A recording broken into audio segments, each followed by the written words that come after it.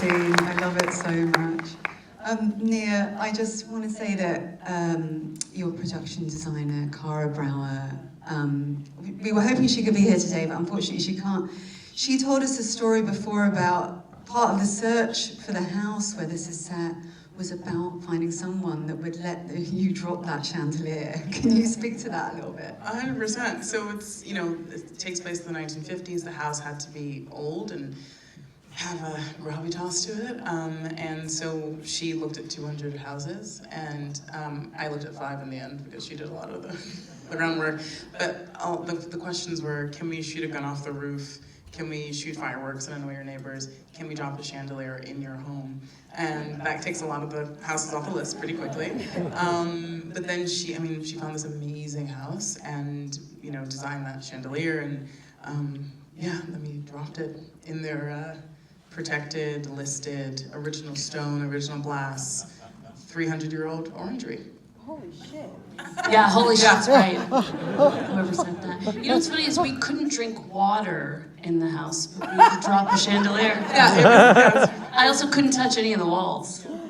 Oh my God, Tessa, I remember you telling me about protecting the house and all the rules and, to preserve it. And you said that there was a tent that you all kind of spent your time in, and you called it Casino Royale. And you spent a lot of time drinking fake martinis, which I'm really curious, what are those like? No, we should have been doing that. Mostly we ate snacks and we played raucous games of Uno. But there was a lot of fake martinis being drunk, obviously, when we were making the movie, and fake cocktails.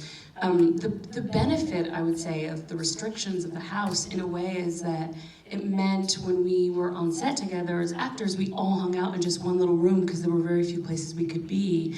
And that's very rare, I think, on a film set, especially.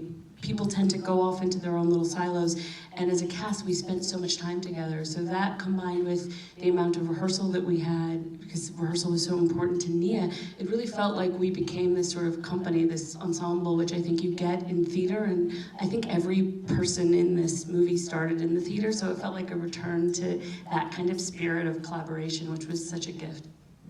And so appropriate for this reimagining of Ibsen's play. Nia, why was this the project that really spoke to you, this adaptation at this time for you now? Why did it feel right? Well, I wrote it in 2018, and I wrote it with Tessa in mind, and it came from a lot of passion and energy. One, because I was writing it on spec. It was just something that I really wanted to do, and an adaptation I really wanted to tackle. And two, because I was writing it during the Sundance I did not get into. So I was like, oh no, instead of being angry and being on Twitter, I'm just gonna be using all that energy and write the first draft of the script, and that's what I did. So, so it came from just a lot of real emotion and intensity, really, but such joyful, it was such a joy to write. It was so much fun. It was great to send Tessa the first draft and to send my team the first draft and do an edit that year, and then I kind of put it in a drawer.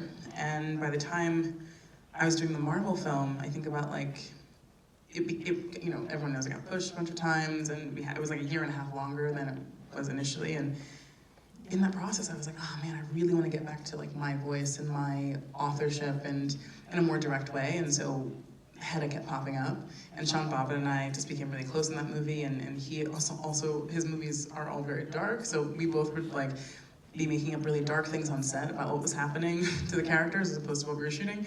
And I was like, oh, he's gonna be great for HEDDA. So it just sort of, came together. So a lot of my Marvel crew actually is on HEDDA, and also have come with me onto my next film. That's amazing. I can't wait for your next film too, by the way. Thank you. Tessa, HEDDA is such an iconic role. I know you and I have sort of talked about this idea of the female Hamlet, and you quite rightly said, Hamlet is the male HEDDA. And I love that. How did you feel taking this role on and knowing that Nia had written this with you in mind? I mean, that's extraordinary. We spend so much time together, not just when we're talking about a movie or making a movie, but just as friends. And I never knew that you wrote it during the Sundance we didn't get into. That's the first time I've heard you say that. Nia and I met at the Sundance Labs workshopping that film that then would not get into Sundance. And we became fast friends and instant collaborators. And when she first told me that she wanted to adapt Hedda Gabler, honestly, it's canonical, it's incredible, but I didn't understand the imperative, to be honest. And it wasn't until she sent the first draft to me and I understood the changes that she wanted to make to the material, that she really wanted to take it apart and put it back together in her image in a way that made sense for her. The piece suddenly made sense to me, because I had read Hedda Gabler, of course, when I was a teenager, actually. I fell in love with Ibsen when I first read A Doll's House, and that character, Nora. And that was the character I always thought, oh, it would be amazing to get to play her. I just never thought I'd have the chance, frankly. And I just couldn't believe that Nia thought of me for it, frankly. And I felt excited and terrified and all of the things I think that are requisite to feel when you take on something that has been around, especially with this, something that has been around, a character that has captivated audiences for so long. But also I knew we wanted to take a big swing and make a new version of Hedda with a lot of reverence for Ibsen, but also just to make something that really was singular and ours. And it's just been such a gift. I want to talk about some of those kind of innovations you made, Nia. Can you talk about the ways that you knew you wanted to make certain changes? You address race, gender, sexuality in a way that's much sort of modern reimagining of this play. Can you talk about making those choices? Sure, yeah. Something I'm always interested in adaptation is locating, especially historical adaptation, is like locating people that I know myself in those spaces. So locating Black women in Elizabethan England, for example, would actually not be that difficult, because Queen Elizabeth actually wrote a letter saying there are too many Black people in England, can they leave now? You know what I mean? But people don't know that. Like the fact that there'd be enough, yeah, she was like, the Moors, get them away, you know? And so I'm always fascinated by finding out, where are the Moors? No, but I always want to know what the reality and the human lived experience. It's our next project together. More Moors. It's just like a raucous girls comedy during the time. I love that. Elizabeth makes us leave and we just go on a road trip. Exactly. Road trip out of England. But that would be like a great story, you know? And I think I wasn't kidding. Anyone want to finance that? Hello, Kickstarter. But I'm always interested in like the humanity of people in spaces that we are not culturally familiar with. And so with Hedda, I was like, okay, well, Hedda's gonna be Black because I'm Black, and that's just what I'm interested in right now.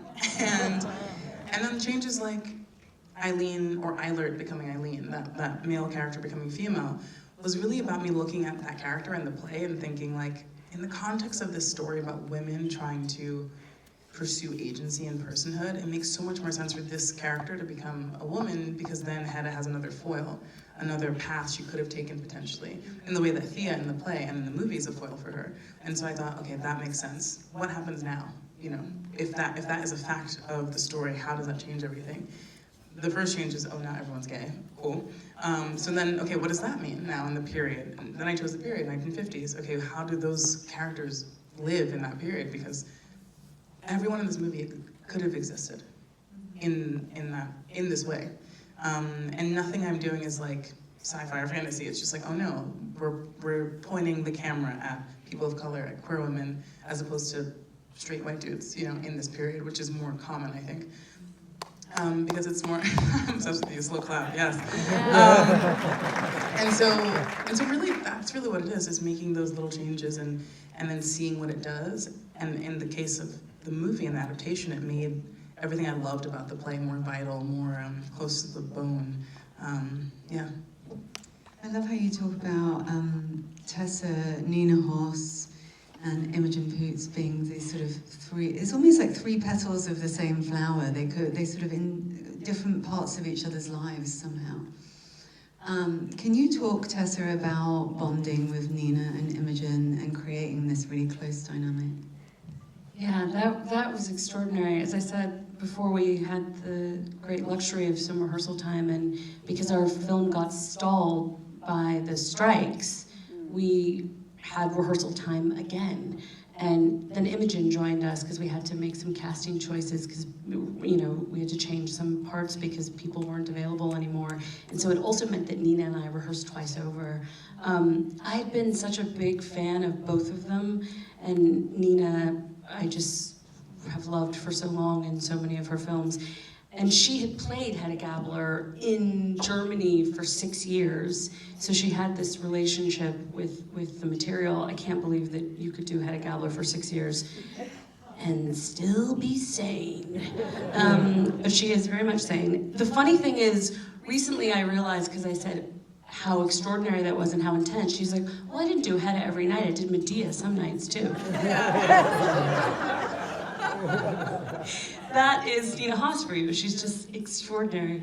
But it was really lovely because we got to really interrogate the material. She had such a relationship with the piece, and it helped set me free because I was really, I think, probably pesky in the beginning with Nia about like these changes we were making and wanting to make sure architecturally that the things still worked. And I think what we discovered over so many conversations is we were really making our own beast. And in a way, because it's a portrait of this woman, Hedda, but it really is about pathways to agency and personhood, and particularly in a female body and during that time.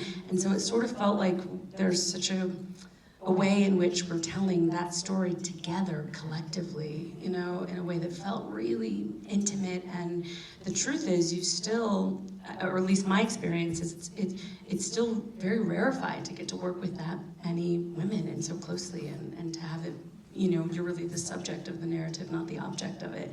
And that is just, it was just such a great thing to get to have on this piece. I love how you put that.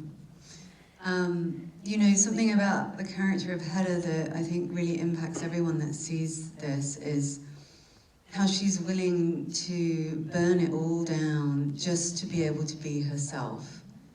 And I think there's something that really stays with you. What's sort of her legacy for both of you having made this film?